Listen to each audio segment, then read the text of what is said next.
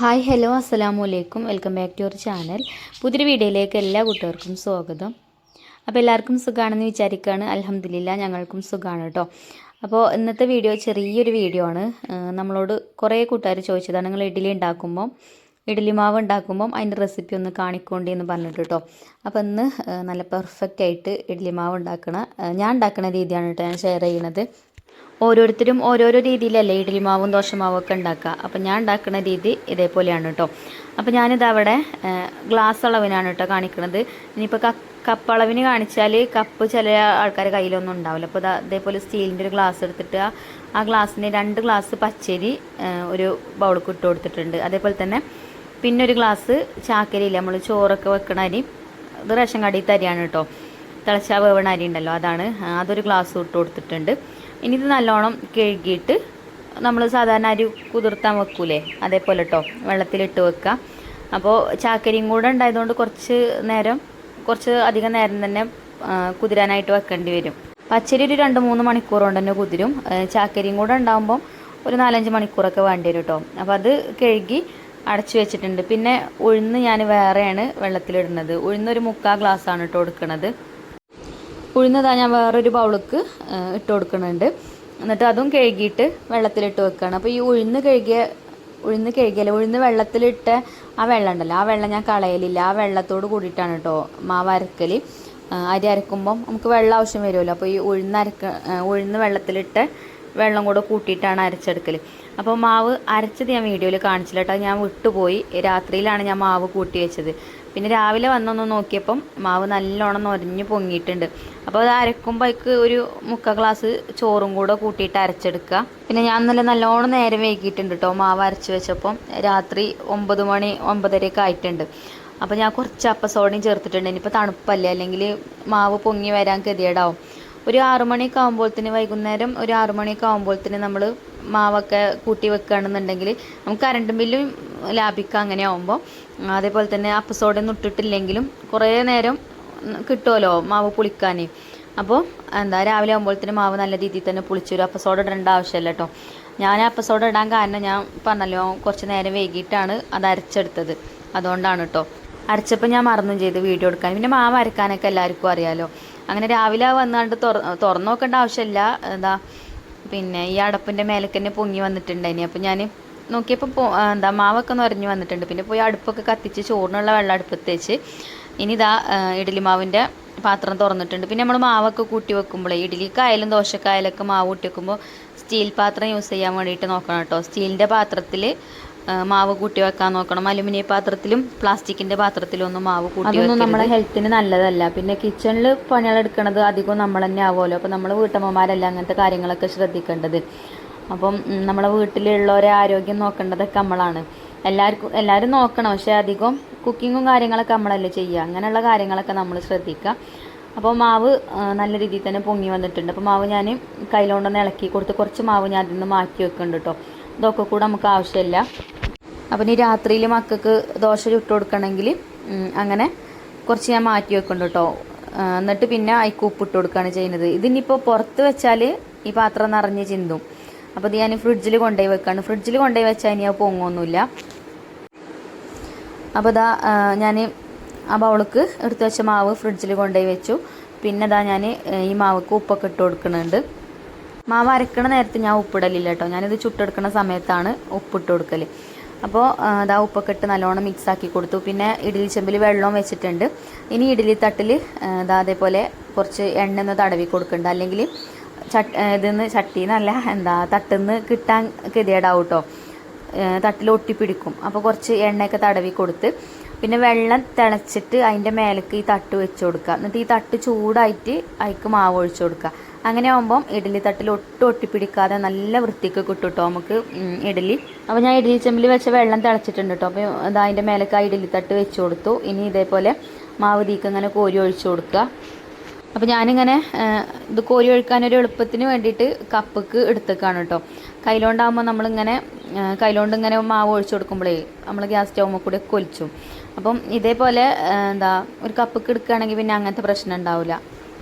അങ്ങനെ ഒരു തട്ടിൽ ഒഴിച്ചു കൊടുത്തു. പിന്നെ മറ്റേ തട്ടും വെച്ച് അതിക്കും ആവി കയറി ഒന്ന് ചൂടായതിന് ശേഷം അതിലേക്കും അതേപോലെ മാവൊക്കെ ഒഴിച്ചു കൊടുത്തിട്ടുണ്ട്. അപ്പോൾ ഇനിയിപ്പോൾ കുട്ടികൾക്ക് സ്കൂൾ കൊണ്ടുപോകാൻ വേണ്ടിയിട്ടുള്ള കൂട്ടാൻ ഉണ്ടാക്കണം. അപ്പം ഇന്ന് ബീട്രൂട്ട് ഉണ്ടായിന്, ബീട്രൂട്ട് കൊണ്ട് ഒരു തോരൻ ഉണ്ടാക്കാമെന്ന് വിചാരിച്ചു. അപ്പം ഇഡ്ഡലി ബ്രേക്ക്ഫാസ്റ്റ് ആകുമ്പം എളുപ്പമാണ്. രാവിലെ അധിക സമയമൊന്നും കിച്ചണിൽ അങ്ങനെ മുട്ടിത്തിരിഞ്ഞ് നിൽക്കണ്ട, എളുപ്പം പണികൾ കഴിയും.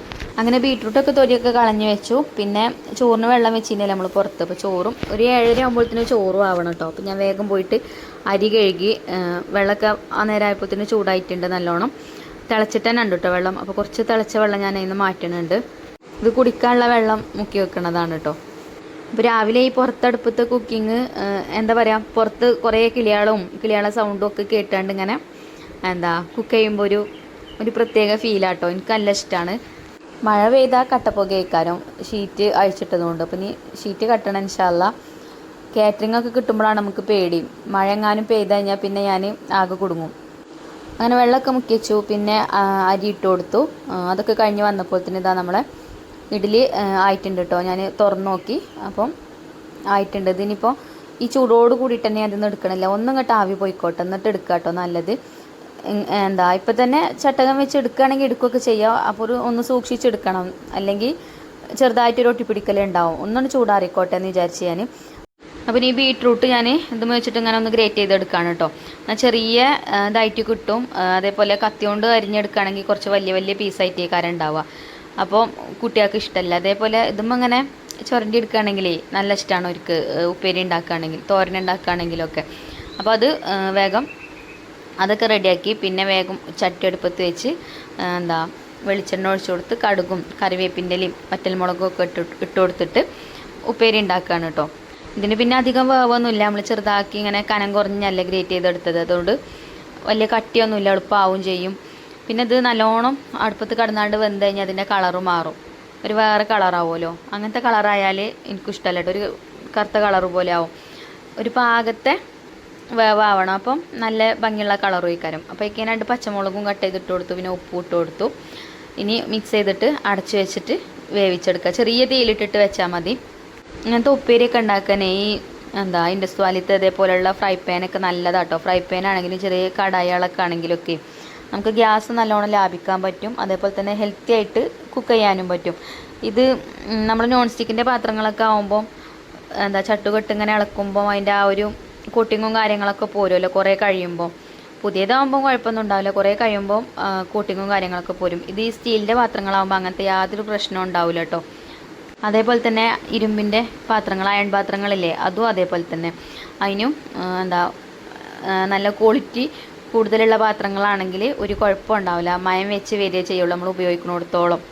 അപ്പോൾ അത് ഞാൻ അവിടെ ചെറിയ തീയിലിട്ടിട്ട് അടച്ചു വെച്ചിട്ടുണ്ട്. പിന്നെ നമ്മൾ ഇഡ്ഡലി തട്ടൊക്കെ ചൂടാറിയിട്ടുണ്ടായിന് കേട്ടോ. ഒന്നിങ്ങോട്ട് ആവിയൊക്കെ പോയിട്ടുണ്ടായിന്. അപ്പോൾ ഞാൻ ഇഡ്ഡലി തട്ടുന്നത് മാറ്റാണ്, കണ്ടില്ലേ, നല്ല വൃത്തിക്ക് കിട്ടിയിട്ടുണ്ട്. ഈ തട്ടിൽ ഒട്ടിപ്പിടിക്കാതെ നല്ല രീതിയിൽ കിട്ടിയിട്ടുണ്ട്. അപ്പോൾ ഇനി ഇഡ്ഡലി ഉണ്ടാക്കിയിട്ട് നന്നാവാത്തവർ ഇതേപോലെ ഒന്ന് ട്രൈ ചെയ്ത് നോക്കുകൊണ്ട് കേട്ടോ. മാവ് ഉണ്ടാക്കുമ്പോഴേ ഈ ഒരു രീതിയിൽ മാവ് ഉണ്ടാക്കി നോക്കുകൊണ്ട്. അപ്പോൾ നമ്മളെ ഉപ്പേരി ഇവിടെ ആയി തുടങ്ങിയിട്ടുണ്ട്. ഞാൻ എനിക്ക് തേങ്ങയൊക്കെ ഇട്ട് ഒന്നും കൂടെ അടച്ചു വെച്ചിട്ടുണ്ടതിന്. പിന്നെ മിക്സ് ചെയ്തെടുക്കുക. അപ്പോൾ നമ്മളെ ബീട്രൂട്ട് തോരൻ റെഡി. അപ്പോൾ ഇന്ന് തന്നെ കേട്ടോ ചിഞ്ചുമോൾക്കും മഞ്ചുമോൾക്കും ഒക്കെ ചോറിന് കൂട്ടാൻ ഒരു മുട്ടയും കൂടെ ഒക്കെ പൊരിച്ചെടുക്കണമെന്ന് വിചാരിച്ചിനി. പിന്നെ ഇന്ന് സമയം കിട്ടിയില്ല.